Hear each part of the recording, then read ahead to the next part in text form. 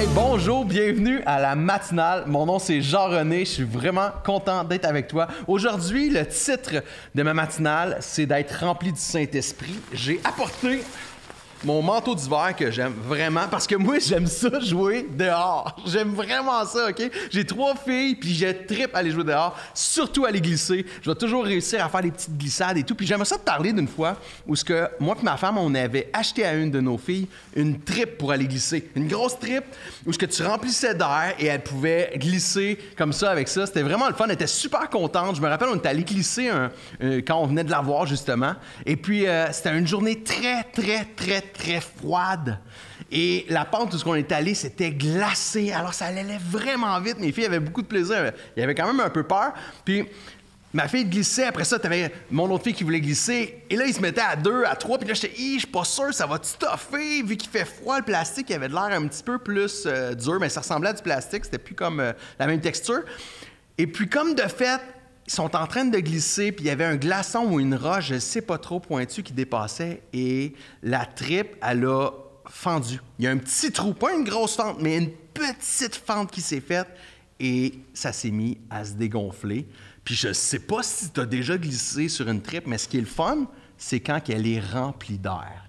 Peu importe la forme qu'elle a, peu importe la couleur qu'elle a, peu importe les motifs, peu importe si elle a comme un petit morceau qui pense, elle a des poignées, ce qui est le fun, c'est quoi? C'est quand elle est remplie d'air. Et ça n'a pas pris de temps que cette tripe-là, qui avait un trou maintenant dedans, était vidée d'air, puis elle servait pratiquement à rien. Ce que je veux te parler à travers ça, c'est comment on a besoin, nous, d'être rempli du Saint-Esprit. Parfois, on est là, on dit « Voyons, il me semble que je ne suis plus la même personne. Il me semble que j'ai pas autant de joie que d'habitude. Il me semble que j'ai de la misère à pardonner, j'ai de la misère à être heureux. » Mais ce qui nous manque, finalement, c'est d'être rempli du Saint-Esprit. Et dans la Bible, on le voit à plein d'endroits. Tout d'abord, dans Luc 4, verset 1. Laisse-moi te lire ce qui se passe ici.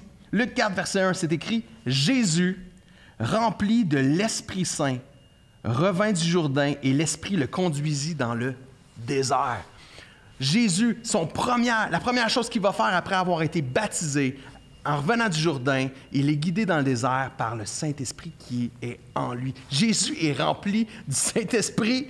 Nous autres aussi, on en a besoin.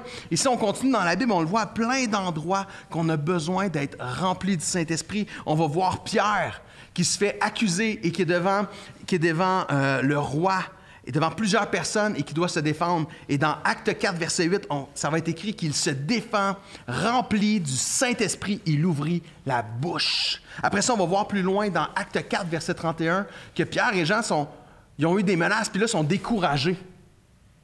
Et ils vont prier avec leurs amis. Puis ils vont dire, on a besoin de prier pour être remplis du Saint-Esprit. Et alors qu'ils sont remplis du Saint-Esprit, ils sont remplis d'assurance. Et ils retournent parler de Jésus. Et après ça, dans Acte 7, verset 55, on a l'histoire d'Étienne. Je ne sais pas si tu connais l'histoire d'Étienne, mais c'est une histoire qui est marquante. Étienne qui est là, qui se tient debout et qu'il y a plein de gens qui l'accusent parce qu'il parle de Jésus et le monde se met à y lancer des roches. À y lancer des roches pour qu'il se taise. Mais Étienne, rempli du Saint-Esprit, il continua à parler de Jésus. C'est rempli du Saint-Esprit que Étienne vit Jésus alors qu'il se faisait persécuter. Dans Acte 13, verset 9, Paul va quelque part et là, il y a quelqu'un, un magicien, un manipulateur de foule qui est là.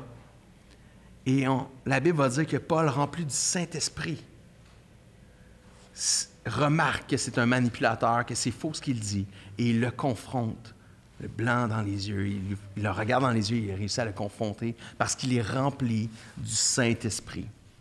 Et ce que je vois dans la Bible, c'est continuellement, il recherche d'être rempli du Saint-Esprit. Moi, je veux t'encourager à être comme Paul, comme Pierre, comme Étienne, comme Jésus, à être rempli du Saint-Esprit. Parce que lorsqu'on est rempli du Saint-Esprit, c'est pour une raison.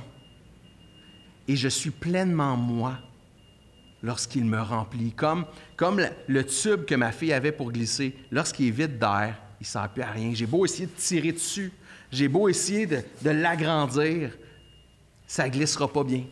Parce que ce qui manque, c'est de l'air. Mais parfois, on essaie d'être heureux, on essaie d'être joyeux, on essaie d'aimer. Ce qui nous manque, c'est quoi? c'est la puissance du Saint-Esprit en nous. Elle est là. Mais il faut le laisser prendre la place et demande-le à Jésus. Et c'est ça. Bonne journée.